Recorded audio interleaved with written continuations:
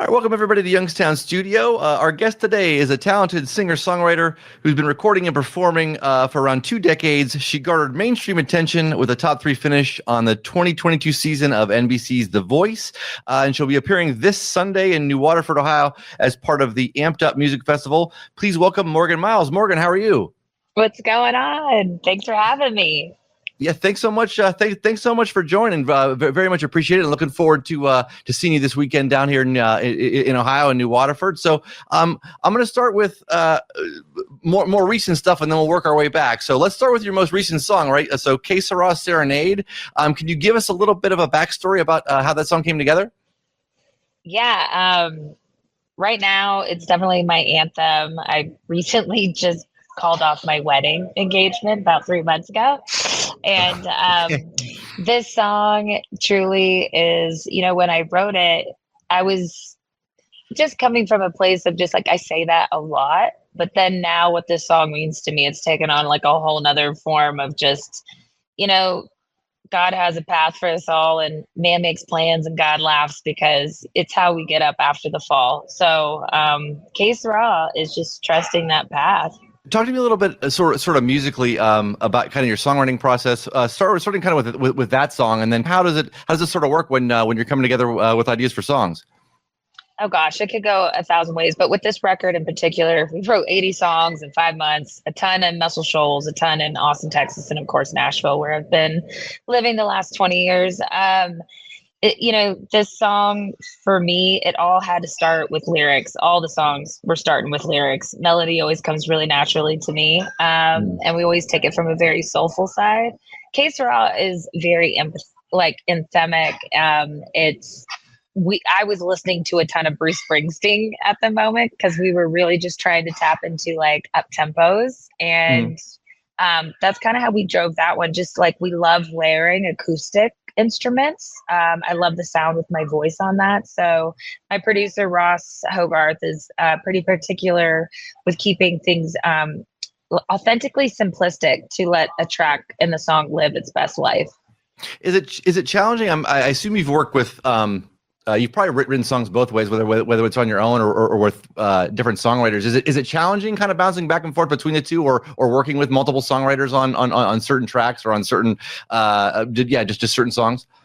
No, I love co-writing, because it's that moment that you're connecting. Two people are coming to a complete understanding. Sorry, guys, I'm in Vail. You're good. I had a show in Colorado last night, so we're up in the mountains. Out to check out Road Life. Woo! The thing with the co-writing, it's this moment of two people coming together and finding what like both triggers them, or something that they've gone through that they connect with. And so I always love to combine 2 different stories or 2 different places, because it's just an understanding to make it even more rooted with authenticity and a genuine story, because that way the listener that's hearing it can really feel that.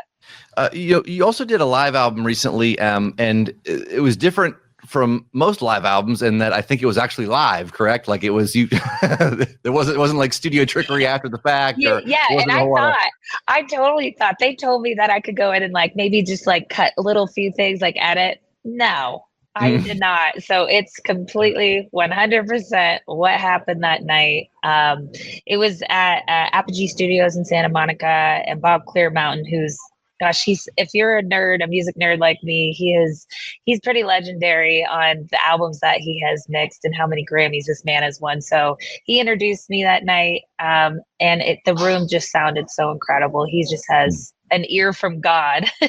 Let's just say that. And so it was just cool to do something that was completely raw, organic, and I wanted listeners to hear what they would hear when they come see me live. So yeah, I very much appreciate that. One of my big pet peeves. I'm a musician. I'm in a rock band and stuff. And one thing that drives me crazy is when bands use like a ton of tracks, or it's not live, or it's like fake. There's just so much fakeness going on.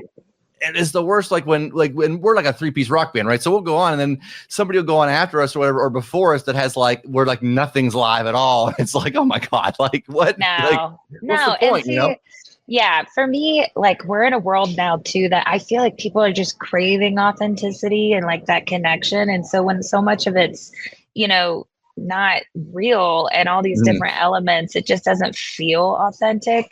So like even with me, I play so many types of shows. Like I'm like this, you know.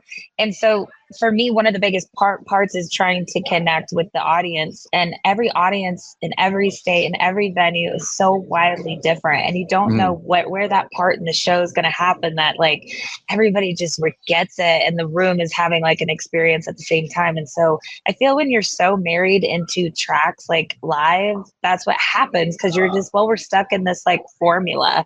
That's Mhm. not making music. I feel like you put great musicians on stage, you trust one another, and you make something beautiful every single night. And that's the experience that people want to come to.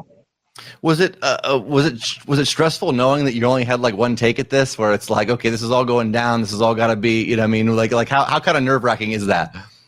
It was kind of nerve wracking, but again, they told me that I could edit stuff, but I didn't.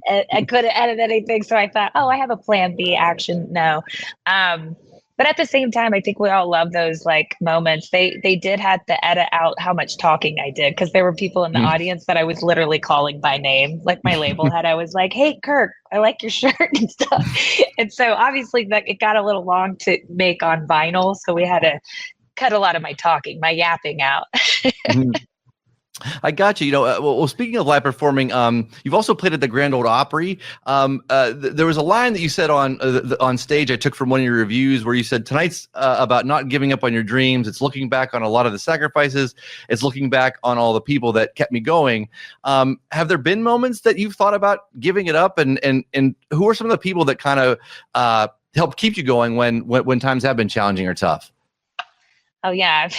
When do I not? It's like the up and down roller coaster of the soul crushing moments of what this journey has aligned. That night I had been in Nashville for 17 years at that point. I'd been passed on by the Opry, I think twice by that point.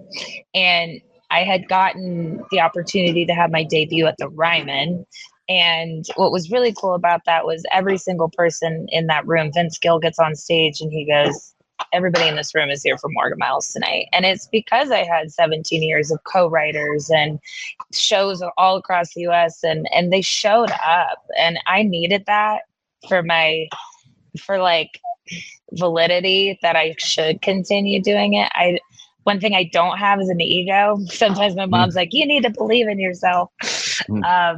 And that night was so important to me. Like I always say, I'm pretty sure it's going to be better than any wedding night I could have possibly have had.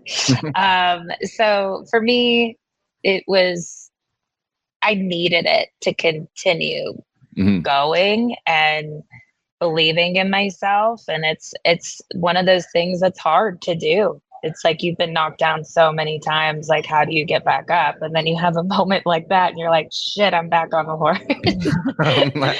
So, I know it only yeah, takes like one real good one to kind of get you back in it. Like I know you're saying like sometimes you can get like a little like a run of shows, whatever, where it's like, man, the crowd just aren't great, or it's like, this is sort of demoralizing, or the sound's off, or something's funky, whatever. And it's real easy to get in your head and be like, well, why am I still doing this? Why does this suck? But then, yeah, you get like the like sort of the triumphant moment, or the really great show, or the really great reaction, and yeah, it just re-energizes you for at least a good hunk of time anyway. yeah, it does. It really does.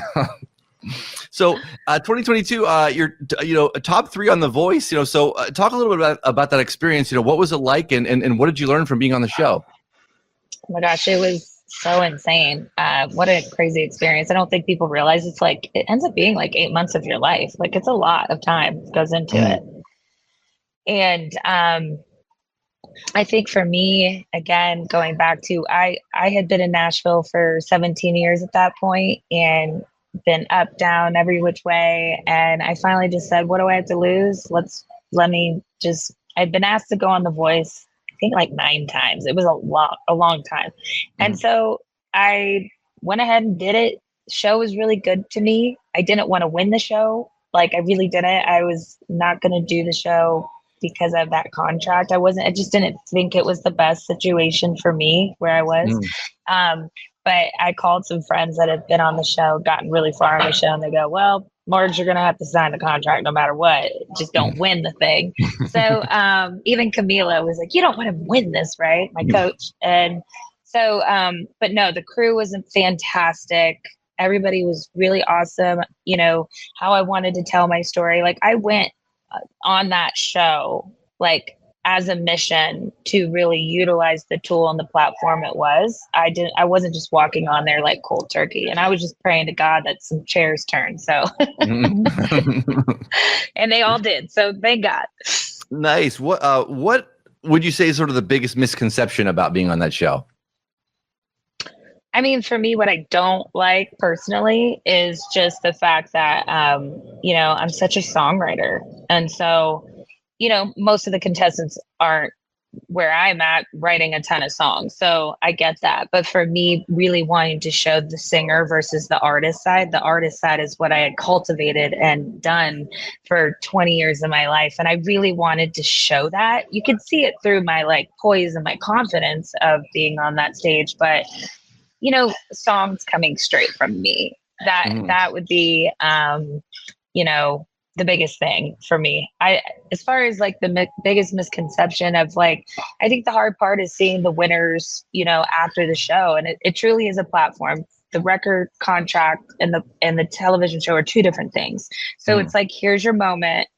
Like, you're going to get a lot of exposure. Just know what you want to do after the show. That's and know who you are. Like, know who you are. And try, like for me, trying to find those cover songs that still represented me was the tricky part. Take me back to sort of the beginning, your beginnings in music. I mean, when did you know that music was something that you really wanted to do for a living? And were there like, was there a gateway artist or somebody that like really got you hooked and kind of got you down that path?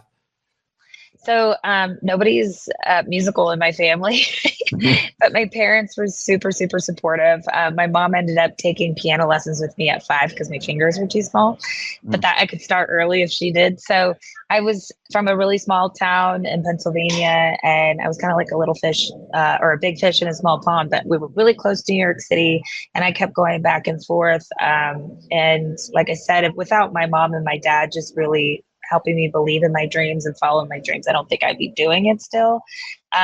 Somebody that was like really instrumental was my guitar teacher, Dave Brumball. He was the one to expose me to Janis Joplin, Eva Cassidy, Susan Tedeschi, Bonnie Raitt, because he heard the soul in my voice. And so that's where I started to connect, you know, the guitar to my soul and that kind of thing. And also just like records like Carole King, Tapestry, that like taught me how to be a better songwriter, because it's like songs that can last and change and take on different shapes. They're hard to write, but everybody can put themselves into it. Ultimately, we're here to be vessels. So that was like probably those types of women and that sound was where I really truly started to connect. What has been sort of the biggest pinch me moment? Like, as far as like, I can't believe I'm performing with this artist. I can't believe I'm performing here. I can't believe I'm, you know, I'm sure there's probably been a few, quite a few along the way, but any standout in particular over others?